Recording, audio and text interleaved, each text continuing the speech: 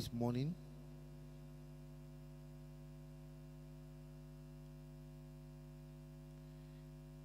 Is the ways of God.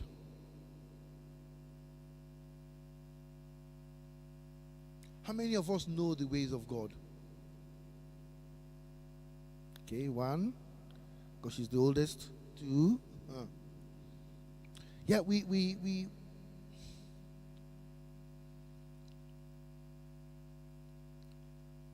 let's just look what the book of Isaiah says about the ways of God. Isaiah 55. We'll read it in the Amplified, and then we'll read it in the New Living Translation. For my thoughts are not your thoughts, neither are your ways my ways, says the Lord.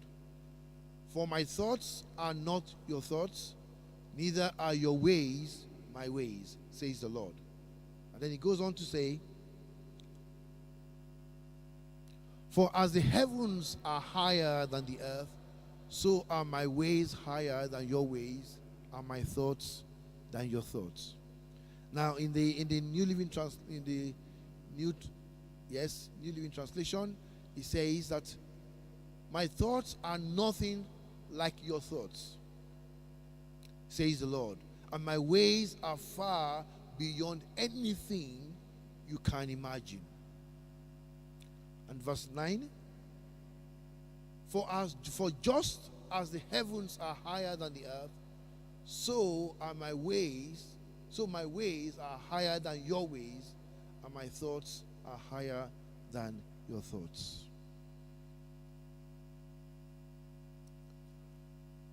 What we know is that we know when God has done something. We know, we can see God do something. We can see his footsteps. We can see his handiwork in what he has already done. But we can never know what he's going to do and how he's going to do it. You see, we often think of God as somebody that we know because of our experience, because of the years and all the things that we have gone through. We often think of God in our subconscious. We think of God as a super amazing, mighty, all-knowing, all-powerful, extraordinary human being.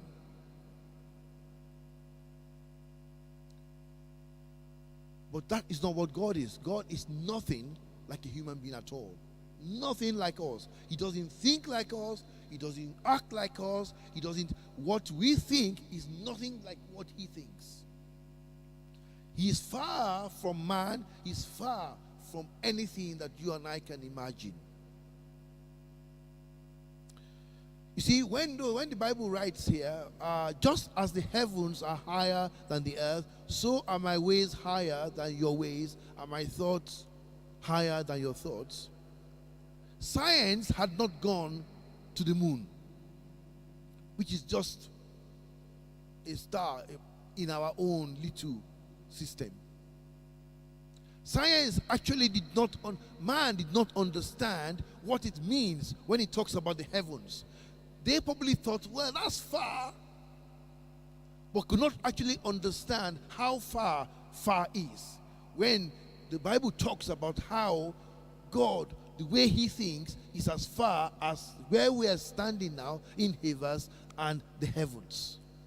Now we have come to understand, and we have seen the galaxies and the billions and billions of light years way ahead of us. We have now seen the ability to explore that actually the space is the heavens are beyond what we see in the sky. So when the writer was writing that, he could only imagine that God must be so far as he could see the clouds. But we have now realized that heaven is beyond the clouds.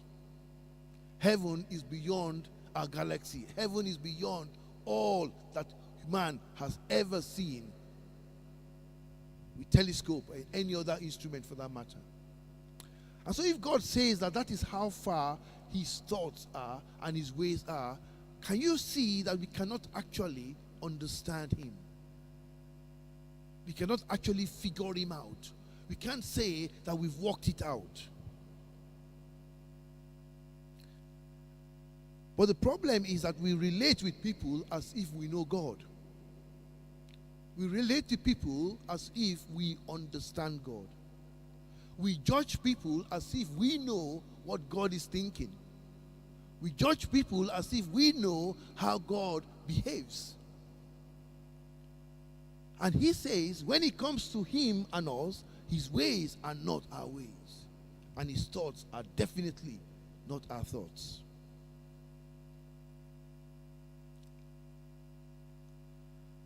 I'm sure one of you will remind me of last week's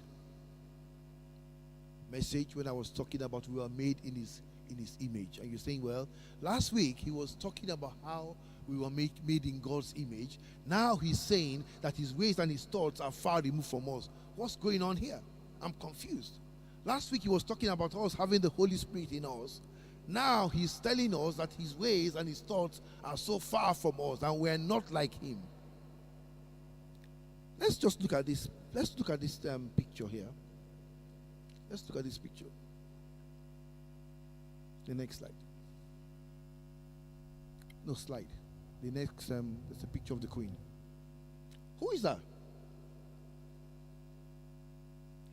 Who? No. This is our Queen. Our own. This is our Queen, right? Do we recognize her? Is that a nice picture of the Queen? Nice hat. I like the brooch, and the color is quite nice, isn't it? Now, would you say that really looks like the Queen? Because what? That is the Queen. Now, from seeing, okay, I can see that the Queen and somebody wear the same colors. Okay, that's all right. But do you think that by seeing that picture, you now know everything about the Queen? Do you know what she's thinking? Do you know how she behaves? Do you know her favorite food? Have you made tea for her? So you see, just because we were made in his image does not mean that we are like him. Just because we were made in the image of God does not mean that now we have now assumed that we know all about God. Just because we can see the Queen and recognize this particular picture does not mean we have all the knowledge of the Queen. Because God gave us, somebody said, how do you describe God? Last week, my brother was saying, how do you describe God? We know that God must have certain things, elements that we have, because the Bible tells us in a very interesting way what God looks like. The Bible tells us that he has eyes and he sees. But I can tell you his eyes are not like ours. The Bible tells us that because the eyes must be big enough, if his eyes are like ours, he must be big enough to see everything. And there's only a limit to what we can see. We have two eyes. How do you think? Do you think God has two eyes? The Bible tells us that he has ears and he can hear. How big is God's ears that he can hear every word, everything that is going on? How big will his ears be? How do you constitute the ears of God? And they say his voice, he has a mouth, he speaks. I've heard God speak, they say. But I tell you one thing, if you hear God speaks without a filter, the filter is that he doesn't blow us up. Because when he speaks, it's like thunder. How do you explain his mouth? What is his vocal cords like? That when he speaks, it's like a thunder. We say, well, we have seen him walk. That he walks, the Bible tells us he came into and he was walking in the garden. How do we know he's only 2 feet? How do we understand how big his hands are? He says he holds us in his arms. How can he gather all of us in his arms like that? And he says he has a heart for us. How big is that heart? we cannot begin to imagine what God looks like, or how he is, or how he thinks. Just as much as this picture cannot tell us and does not tell us anything about who the character of the queen. So we must understand that the most righteous person that you think you know, the most person that you think is so wonderful, is no reflection of who God is. And the same way is that a church cannot say that they understand how God is. The Christians cannot say they understand how God is, because guess what? We are all on a journey of discovery. And from time, because he said, I will not leave you alone, he's revealing very minute part of who he is to us from time to time in our experience, in our walk with him.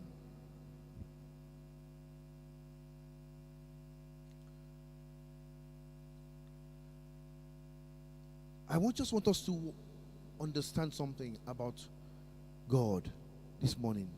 To actually understand that we don't think the way God thinks, because the gospel is not logical. The gospel doesn't work out the way we think it is. God doesn't behave the way you and I will behave. God doesn't behave the way you and I will judge. He doesn't judge things the way we judge it. So don't think that when you are making a judgment on somebody, about somebody, you have a judgment, or you're judging somebody, that your opinion is in line with the Almighty. You don't have a clue. That's why the Bible says we should judge not, because we don't have the substance and the ability to judge. Because you don't know their story, you don't know where they're coming from, you don't know where they're going, you don't know where they are at.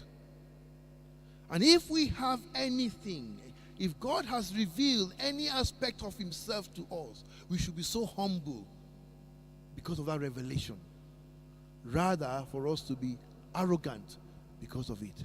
But we don't know how God behaves. We don't understand God. But in this next clip that you're going to see, you will just see an aspect where you cannot figure out why God will behave this way. Why would God do what you're going to watch now? Why would God go to this extent?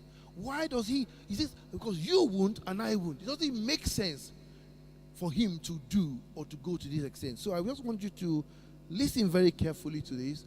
Watch it. Can you help me switch off the lights so that to watch this clip? It's a long clip, so don't just relax. Watch it, but in it you can see why we don't have a clue who God is at all. Let's just watch this.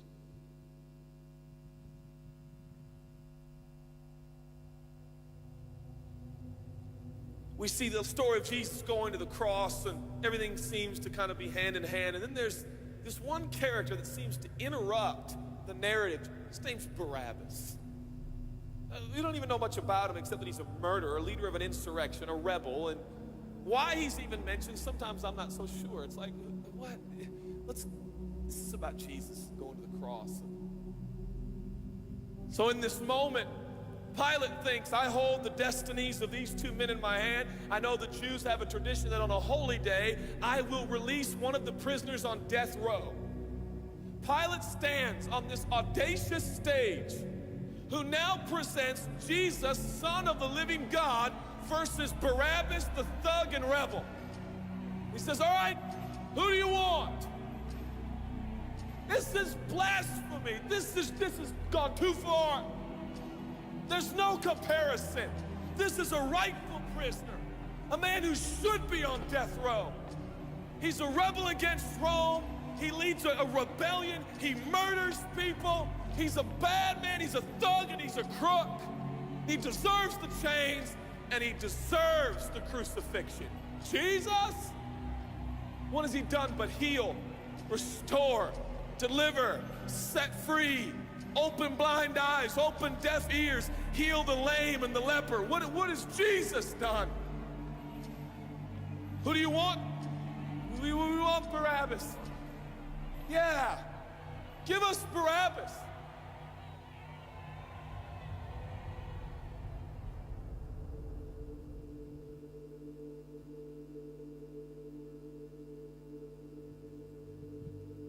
people say, give us Barabbas. The Roman soldiers come up and they put the key in and they unlock Barabbas from his chains and shackles. And he walks down the platform, welcomed by all of his thug friends. Yeah, the people love me. Yeah, that's right. I don't even know who this Jesus guy is, but all I know is my people love me. There seems to be no conscience in Barabbas. There's no record of him turning to Jesus and saying, I owe you everything now, for you have set me free. No, I don't see any of that in Barabbas. And God knew that. Jesus stood there, silent, for he knew the will of the Father. He said, it's fine, Father. Let him have Barabbas. For Jesus knew that the Father would have to treat Jesus like Barabbas so he could treat Barabbas like Jesus. Barabbas thought it was the people that set him free. No, no, no, no. It was the love of a heavenly Father.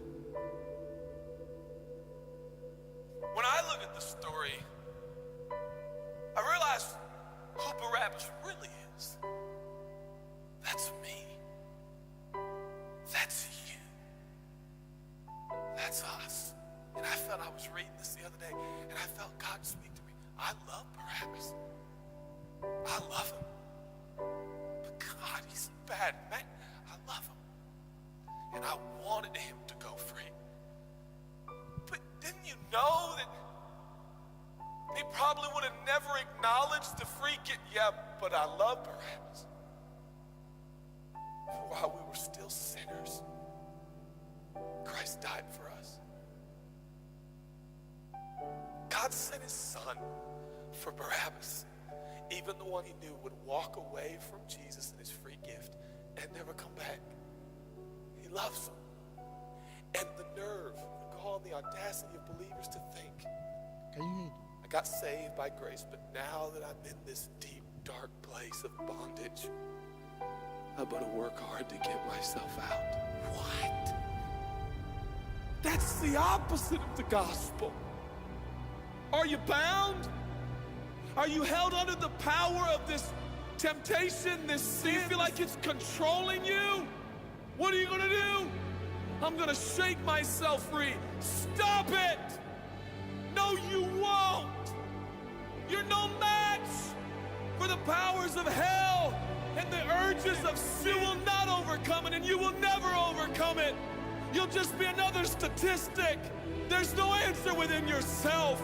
Your own merit, your own goodness, your own discipline, your own devotion will not save your marriage and will not save your kids. There's only one, and he's the one that took your place. He's the one that stood silently on the platform with Pilate and said, yes, let him have Barabbas. Take me. How many times have I stood on that platform with Pilate and Jesus, and I'm the Barabbas, and they start to take my chains off, and I say, no, no, I deserve this.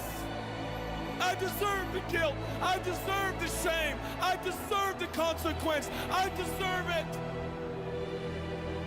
Jesus seems to look at me and say, no, son, let me have it. Let me have your sin. Let me have your pain. No, God, I did it to myself. I deserve it. My marriage won't make it. This is what I deserve. I deserve divorce. I deserve poverty. I deserve sickness. I deserve it all. No!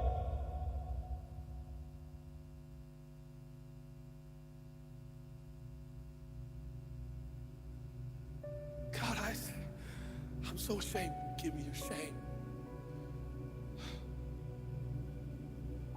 But God, what if I do it again?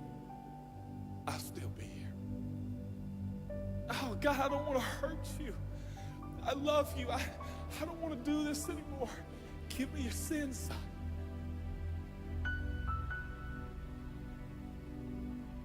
This is all we got. It's all I got. It's all you got. We can play games. We can play church games. We can pretend like some people are better than others and that's why they're blessed, or we can all come to the honest conclusion that it's God. And it's God alone.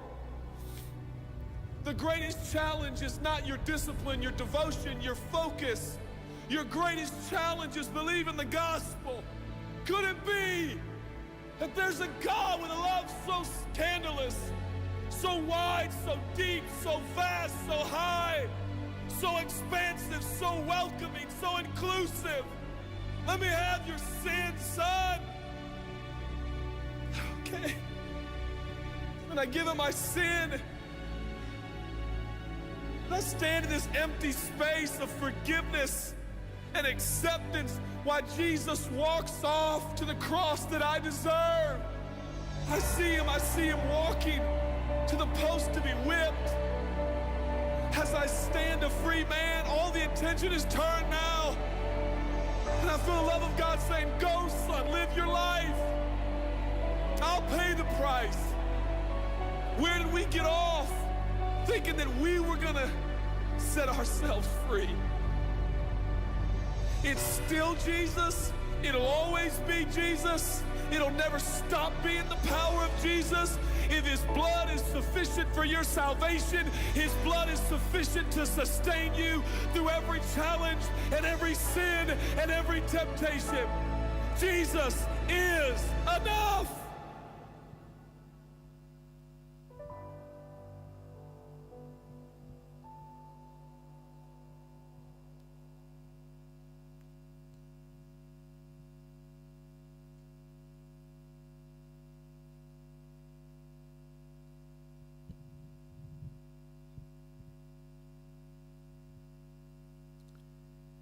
The exchange doesn't make sense.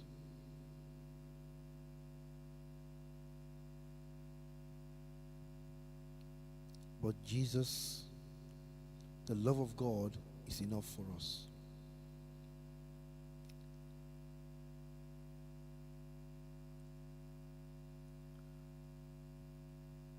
It's very interesting that the people thought they were the ones setting Barabbas free. They thought it was in their power for Barabbas to go.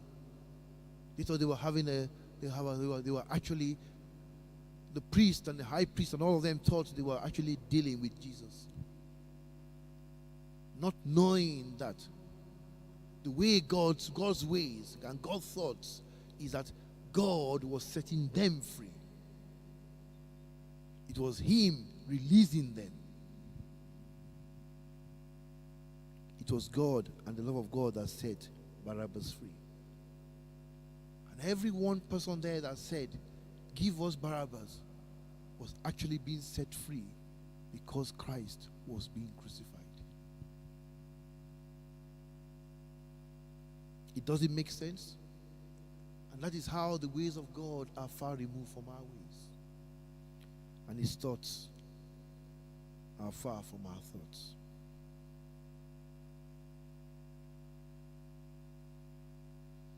So as we go in our walk with God, let us just be humble to know that we need to recognize that it is all about Jesus. That there's nothing we have or can do in our own strength or in our own ability. But as we walk and we watch and we go with him, he will teach us, he will lead us. And in doing so, we should always remember that he is the one that is leading.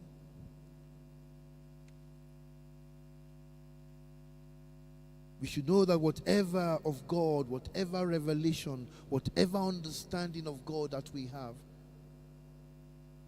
is because of his grace. We should know that we are like that Barabbas. But at the same time, even whilst Barabbas was not looking at Jesus, Jesus was saving him.